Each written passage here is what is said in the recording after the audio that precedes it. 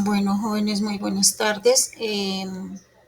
Por daños tecnológicos, mi video o el video de hoy de la clase de las dos sesiones tuvo un problema y entonces no se escucha el audio.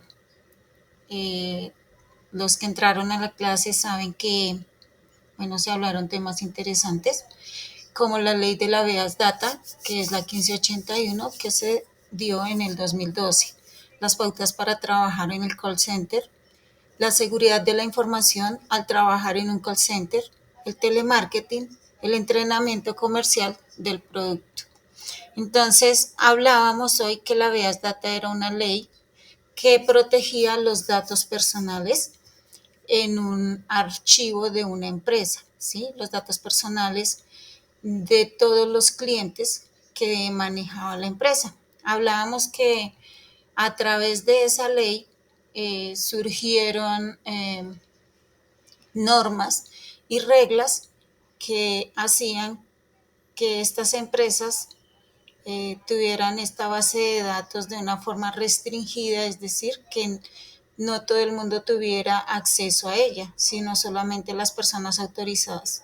También hablábamos que cuando el cliente o la persona dueña de sus datos pidiera entrar a revisar sus datos, entonces ella lo podía hacer. Esa persona puede pedir el informe de sus datos y lo puede hacer perfectamente. Entonces, decía que según las estipulaciones del decreto 1377 de 2013, que reglamenta parcialmente la ley de la Beas Data, los derechos del ciudadano dueño de la información se constituyen en 7 ítems, resumiéndolos así. Bueno, el primero son los titulares de la información que tienen derecho a encontrar de manera ágil y sencilla la información suministrada por ellos y que se encuentra bajo la administración de otros. Entonces, los titulares de la información tienen derecho a entrar a sus archivos de manera tranquila y rápida, ¿sí?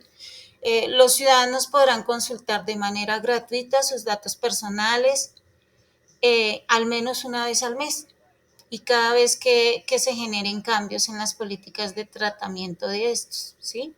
Entonces ellos pueden manejar sus datos obviamente porque son de ellos. En caso de no recordar haberse inscrito en una base de datos, el dueño de la información podrá solicitar una prueba de la autorización inicial por la que fue inscrito. Es decir, él puede preguntar si él no está seguro y él sabe que no dio los datos en esta empresa o si en esta entidad para que los tuvieran, entonces él puede pedir la información de dónde sacaron sus datos, ¿sí? Y la entidad debe darle razón de ello porque pues él es el dueño de esos datos y está en en todo el derecho de pedir este seguimiento, ¿sí? Dice, el propietario de los datos tiene derecho a que se le describa para qué y cómo será utilizada su información. También se tendrá derecho a la actualización, rectificación y supresión cuando el titular lo considere conveniente.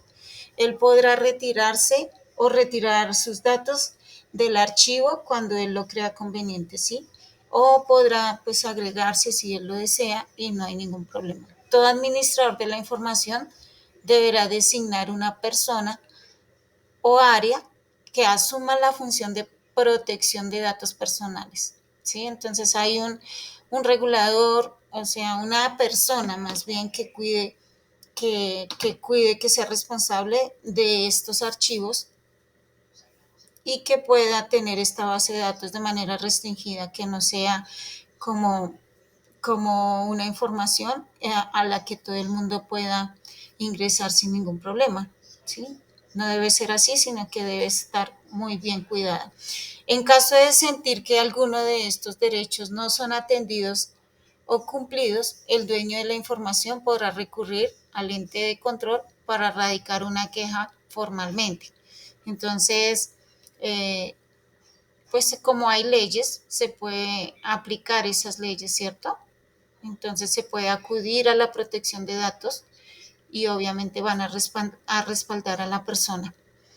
Entonces, ¿qué es el principio de confidencialidad? Hablábamos hoy que el principio de confidencialidad consiste en que todas las personas, naturales o jurídicas, que intervengan en la administración de datos personales que no tengan carácter público, están obligadas en todo tiempo a garantizar la reserva de la información.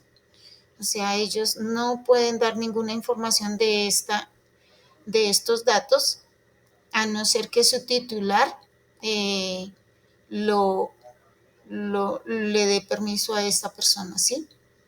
Lo autorice, mejor dicho. Entonces también hablamos de la protección de datos personales y decíamos que la Ley de Protección de Datos Personales o Ley 1581 del 2012 reconoce y protege el derecho que tienen todas las personas a conocer, actualizar y rectificar la información, ¿sí? Que se haya recogido sobre ellas en base de datos o archivos que sean susceptibles de tratamiento por entidades de naturaleza pública o privada. ¿eh?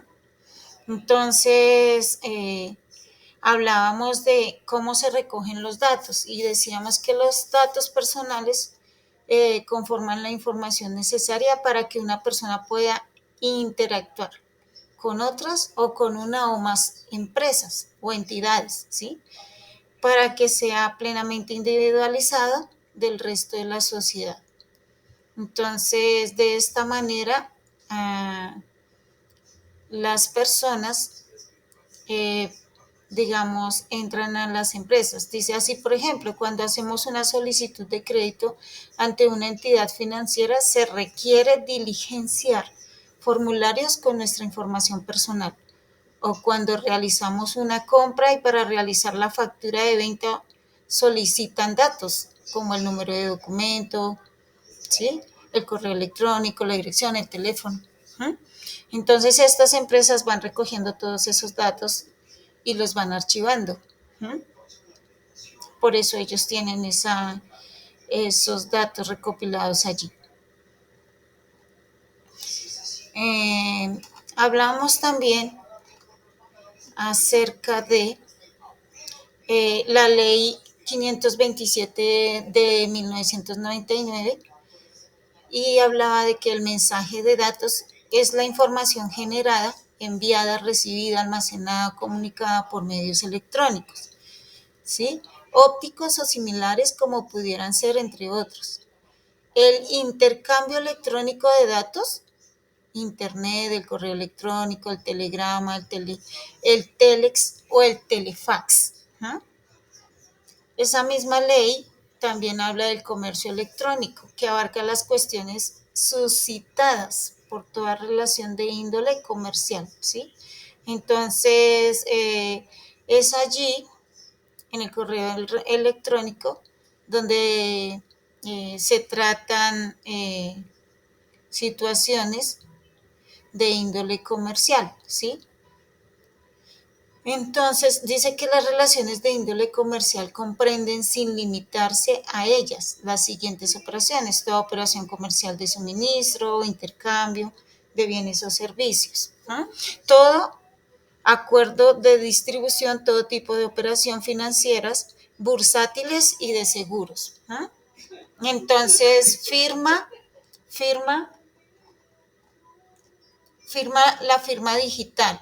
Se entenderá como un valor numérico que se adhiere a un mensaje de datos y que, utilizando un procedimiento matemático conocido, vinculado a la clave del iniciador y al texto del mensaje, permite determinar que este valor se ha obtenido exclusivamente con la clave del iniciador y que el mensaje inicial no ha sido modificado después de efectuada la transformación. Entidad de certificación es aquella persona que, autorizada conforme a la presente ley, está facultada para emitir certificados, ¿sí? Firmas digitales, ofrecer o facilitar los servicios de registro. ¿no? Entonces, también el intercambio electrónico de datos, la transmisión electrónica de datos de una computadora a otra, que está estructurado bajo normas técnicas convenidas al efecto. Sistema de información. Se entenderá todo sistema utilizado para generar, enviar, recibir archivos o proceder y procesar de alguna otra forma mensajes de datos. ¿Ah? Entonces, bueno, esa es la ley de habeas data. Ahora vamos a hablar un poco sobre las pautas para trabajar en un call center. Hablábamos de esas pautas y hablábamos de que era el centro de llamadas call center. Y dice que conocido en inglés como call center es un área donde agentes, asesores, supervisores o ejecutivos, pues entrenados realizan y reciben llamadas de clientes externos o internos, socios comerciales, compañías asociadas u entre otros. ¿No?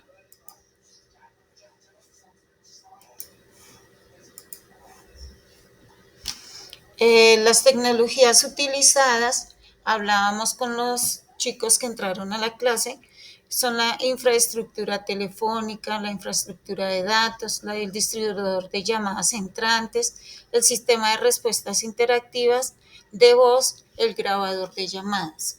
¿Ah? Y hablábamos también que las estructuras de un call center, allí adentro hay supervisores, coordinadores y agentes especializados. ¿Sí? Todas estas personas están allí en su labor de poder contactar clientes, de vigilar el servicio al cliente, de recibir, de aplicar el PQR, el cual vimos ayer. ¿Sí? ¿Quiénes pueden trabajar en un call center? Todas las personas que deseen hacerlo, solamente que deben desarrollar habilidades, capacitarse y también hacer todos los arreglos personales para tener una buena imagen, una empatía con las personas y poder tener la capacidad de atender a todos los clientes que pues llamen o a los que contacten, ¿sí? Entonces, esta persona debe tener eh, una presentación personal adecuada y también debe tener una fluidez verbal, ¿sí? Para poder hablar con las personas. También debe tener disciplina, ¿sí? Porque hay unas metas y también hay un ¿qué? Hay un guión que debe aprenderse y debe también memorizar todas las bondades o, o, o todo lo que encierra lo que es el producto, ¿sí? Entonces, en ese orden de ideas deben capacitarse siempre para poder transmitir al cliente cuáles son las ventajas del producto o servicio que está ofreciendo, de una manera asertiva, obviamente. Los perfiles que se requieren para trabajar en un call center dice que con o sin experiencia laboral podrás acceder, solamente que tienes que tener habilidades y esas habilidades pues se muestran de alguna manera en la entrevista o en las pruebas que se hagan, en el proceso que se haga para que usted pueda entrar allí, ¿sí? Dice que se afirman los estudiantes y bachilleres son perfiles atractivos, ¿sí? Pues hay una buena disposición al aprendizaje y al iniciar sus carreras laborales. Es decir, que es un buen inicio para estos jóvenes que salen del colegio y ahí pueden iniciar laboralmente y pueden empezar a adquirir experiencia, ¿sí? Eh, También dice que los tecnólogos y técnicos profesionales son otros perfiles atractivos para este tipo de empresas. ¿Ah? Hablábamos también de la seguridad de la información al trabajar en un call center. ¿Ah? La protección de los pagos telefónicos. Recordemos que cuando estamos haciendo ventas vía telefónica, pues todas las transacciones también se generan vía telefónica, vía correo, ¿sí? Entonces debemos asegurarle al cliente que su dinero, ¿sí? su tarjeta va a estar cuidada, es decir, que no se va a filtrar personas inescrupulosas donde van a hacer tal vez fraude y el cliente, digamos, va a sufrir de algún robo, de alguna situación de esas adversas. Entonces, la empresa debe tener toda esta parte controlada y estar regulando la protección de sus datos y de sus transacciones. ¿Mm? Eh, las consecuencias de los fallos en la ciberseguridad. Dice que un fallo tecnológico puede ser grave y afectar a todo el funcionamiento de una compañía. ¿Mm? Pedir pérdidas millonarias se generan a causa de eso. Crisis de reputación, es decir, que la empresa pierde la credibilidad y la imagen. Eh, Elevadas sanciones porque pues sufren demandas, los clientes obviamente pues fueron los afectados, entonces vienen muchas demandas contra esta empresa. Y finalmente puede sufrir el cierre del negocio, ¿sí? O de la empresa. Entonces, ¿cómo proteger mi negocio y a mis clientes? Dice acá. Entonces, aquí hablan de alguna experiencia que pasó en el transcurso del tiempo. Dice que hace apenas un año existían 27 millones de tarjetas de crédito y más de 150 millones de débito emitidas. Una cifra muy llamativa para quienes viven del robo de los datos de sus dueños y que ha situado al país en el 8º lugar en el mundo y el segundo en Latinoamérica por incidencia de robo de identidad. La ciberdelincuencia ha encontrado una importante fuente de ingresos en el robo de datos y por eso es de vital importancia proteger los medios de pago de posibles ataques. Entonces hay muchas personas inescrupulosas ahí en las redes esperando quién da la oportunidad para poder quitarles o, sí, sacar los datos y quitarles, robarles la plata, entonces el dinero. Entonces tenemos que tener cuidado con cuidar los datos de nuestros clientes porque vemos que puede traer causas legales, ¿sí? Eh, sea para la empresa o para la persona que lo está atendiendo. Hay que tener cuidado con todo este manejo de los datos y de la información confidencial que se maneja. El telemarketing hablábamos que es el proceso de generar nuevas posibilidades de negocio. Entonces, ¿por medio de qué? De teléfono, ¿sí? Son muchos clientes que tenemos en un archivo de datos a los cuales todos los días se llaman a través de teléfono y se contactan por medio de ese artefacto y a través de él entonces se pueden hacer ventas, ¿sí? Las compañías se benefician obviamente y ahora pues es la moda, ¿sí? Pero a la vez pues tenemos una responsabilidad con estos clientes de saber manejar sus datos y de saber atenderles a través del teléfono, ya que no es personal, sino que estamos hablando eh, desde lejos con ellos, pero igual ahí se deben llevar protocolos de atención al cliente, ¿sí? ¿Qué más hablábamos? De las ventajas, el contacto directo y personal con el potencial de clientes, la creación, perdón, de un canal de leads, o sea, de usuarios para su equipo de ventas, permite que sus equipos de ventas se concreten en cerrar operaciones de ventas. Es rentable al hacer una campaña de marketing directo. Permite mantener en contacto con sus clientes actuales, ¿no? Puntos débiles del telemarketing. Entonces, los puntos débiles del telemarketing, pues es que no es visual, ¿sí? Todo es auditivo. En una campaña de emisión de llamadas podemos vender productos que nuestro público objetivo conozca. En caso contrario, es necesario plantear una campaña previa que dé publicidad al producto para que el cliente lo conozca y sepa de qué se trata o qué le están ofreciendo, ¿cierto? Hay un alcance limitado, ¿sí? hay un alcance limitado. Dice que es necesario definir de forma precisa el público al que queremos dirigirnos, en caso de que sea muy amplio o poco definido. Hay que plantear una campaña de recepción de llamadas. Los puntos débiles del telemarketing: bajo nivel de compromiso, ¿sí? Actividades típicas del telemarketing: reunir datos, limpiar datos existentes. Las actividades típicas del telemarketing: generación de leads. Esta es una de las partes más difíciles del telemarketing, ya que se requiere un mayor esfuerzo por parte del equipo encargado de hacer las llamadas en frío a las campañas de prospección. El perfil de la empresa: puede reunir información detallada sobre la estructura y la cultura de la empresa. Las actividades típicas del telemarketing, la campaña de protección, ¿sí?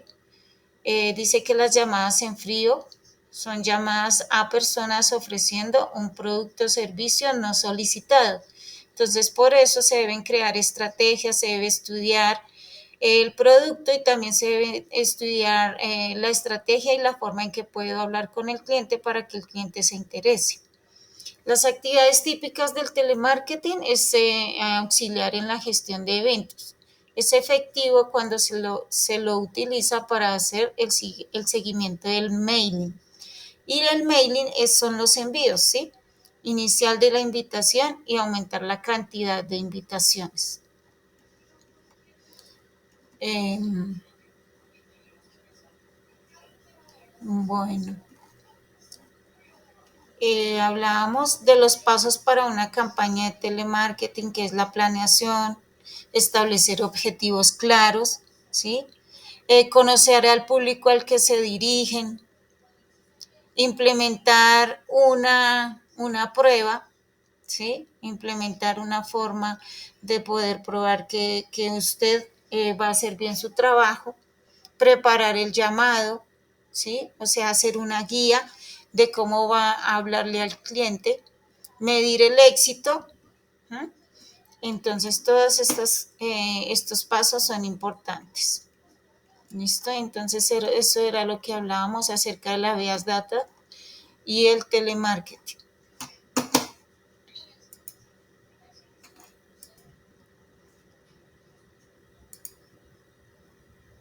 Bueno, también hablábamos de qué es un producto, ¿cierto? El entrenamiento comercial que debemos tener para manejar un producto o servicio. Y decíamos que un producto es un conjunto de características y atributos tangibles o intangibles, ¿sí? También hablábamos del cliente A, que el cliente A es el cliente, es el mejor cliente, mejor dicho. Son los clientes fieles a la marca, ¿sí? Eh, son los clientes que compran o utilizan varios de sus productos y servicios. Lo valoran, lo refieren y le ayudan a crecer en el negocio rentable, ¿sí? Eso hablábamos del cliente A. Hablábamos de que en el equipo comercial hay unos beneficios, como incrementar la productividad, ¿cierto? Generar ventas sostenibles, establecer relaciones, ¿sí?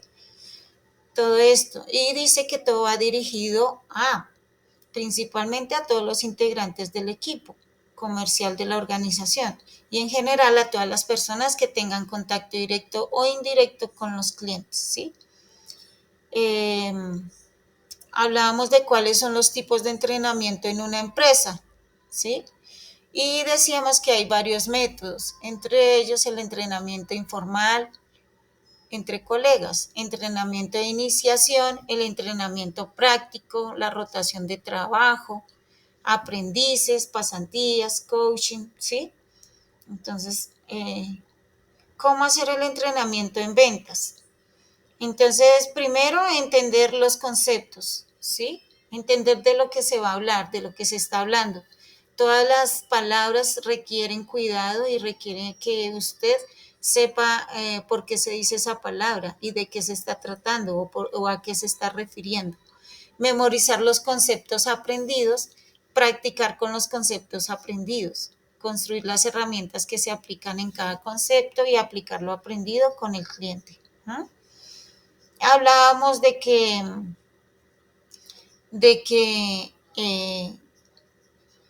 hay, dice, hay 5 claves, ¿sí?